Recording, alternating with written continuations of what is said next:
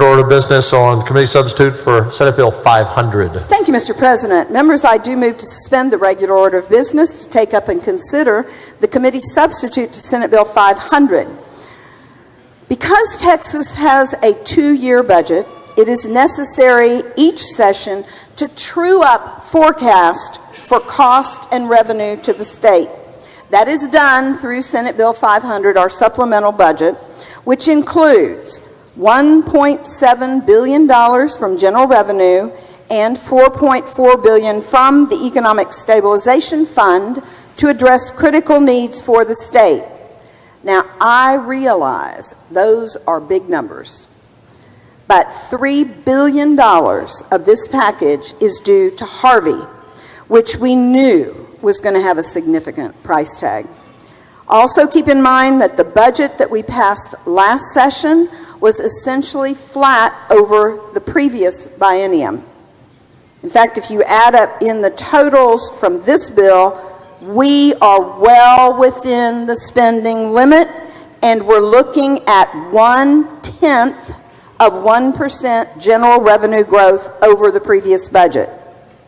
In addition to paying for Harvey, Senate Bill 500 includes $2.1 billion to address the shortfall in Medicaid, an entitlement program whose costs continue to rise unsustainably, I might add. It includes $160 million to address the shortfall, Senator Whitmire, in correctional managed care. $300 million for the next phase of our state hospital construction. $542 million, Senator Huffman, to address the pension liability for the teacher retirement system and provide retired teachers with a 13th check. It includes $100 million, Senator Taylor, for school hardening.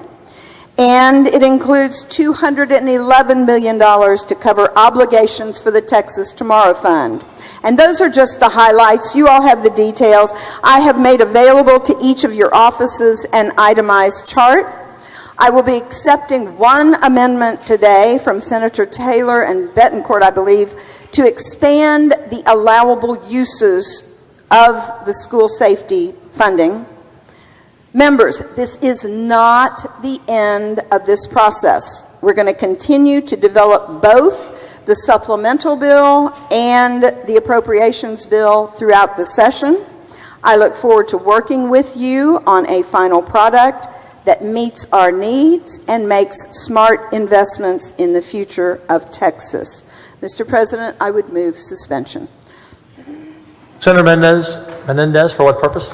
I'd like to ask questions of the author, please. Do you yield, Senator? Yes, I do. Madam Chair, I was reading through the sections and what it does, and I think the amendment may address the question that I have.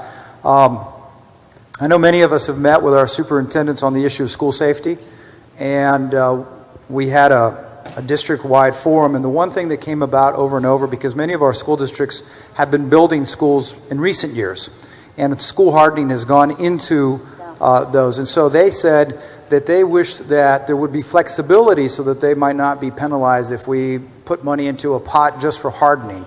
And so you're telling me, do I understand correctly, the amendment will allow for some flexibility?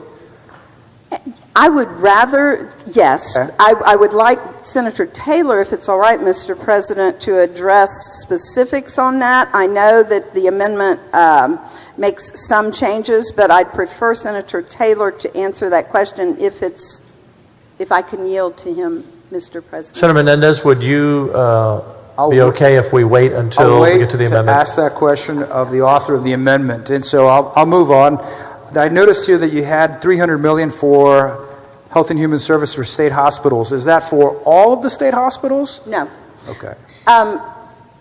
If you remember back at the beginning of last session, Senators Nichols and Schwertner, in fact, Senator Schwertner had a master plan. I think it started, Senator Schwertner, at $1.2 billion, and we got it down to about $900 billion, but we still couldn't afford to do it all at once. And so we broke it into 3 phases. And phase 1 we funded last session. Today I'm asking you to fund phase 2. Next session, phase 3. So we're doing it in phases. You should have received an itemization of what each of those phases entails. But it's not, we couldn't afford to do it all at once. So this is the second phase. Second phase to address the state hospitals statewide. Correct. Okay.